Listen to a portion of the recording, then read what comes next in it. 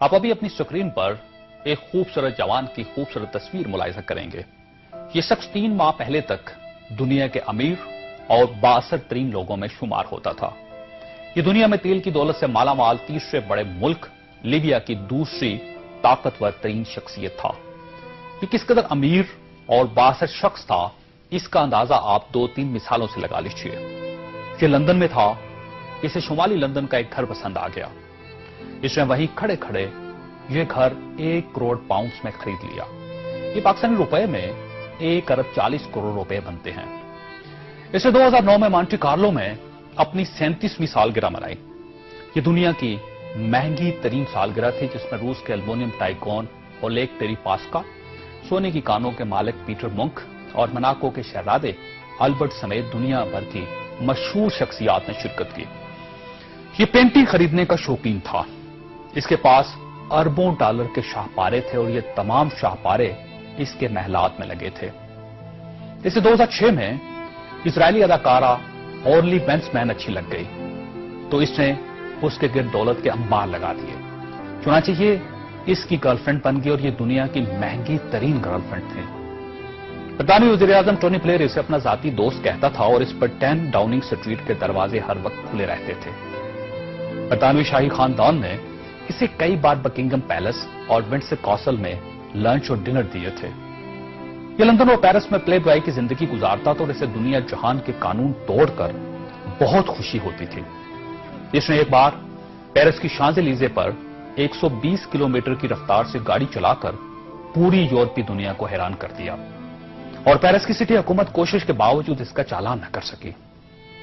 یہ لیبیا کی investment authority کا سربراہ بھی تھا اور یہ اتھارٹی دنیا کے کسی بھی ملک میں کسی بھی وقت 10 بلین ڈالر تک کی سرمایہ کاری کر سکتی تھی اور یہ ایک بہت بڑا استحقاق تھا۔ اس شخص کا نام ناظرین سیف الاسلام ہے اور یہ لیبیا کے سابق حکمران کرنل قذافی کا بیٹا ہے۔ سیف الاسلام کرنل قذافی کا وارث اور ولی عہد بھی تھا اور اسے دنیا کا اس کے بارے میں خیال تھا کہ یہ کرنل قذافی کے بعد لیبیا کا حکمران ہوگا۔ یہ اس قدر بااثر تھا کہ کرنل قذافی کو نیوکلیر پروگرام ترک کرنے پر بھی اسی نے قائل کیا تھا۔ اس نے بلغاریہ کے اس میڈیکل گروپ کو چھڑوانے میں بھی بڑی مدد کی تھی جس پر بچوں کو ایڈز کے ٹیکے لگانے کا الزام تھا۔ برلن نائٹ کلب اور لاکھ روبی دھماکے کے متاثرین کو معاوضہ بھی اسی کے حکم سے جاری ہوا تھا۔ اب میں آپ کو اس کی تازہ ترین تصویریں دکھانا چاہتا ہوں۔ یہ سیف الاسلام 3 ماہ پہلے لیبیا کے چھوٹے سے قصبے اباری میں چھپ گیا۔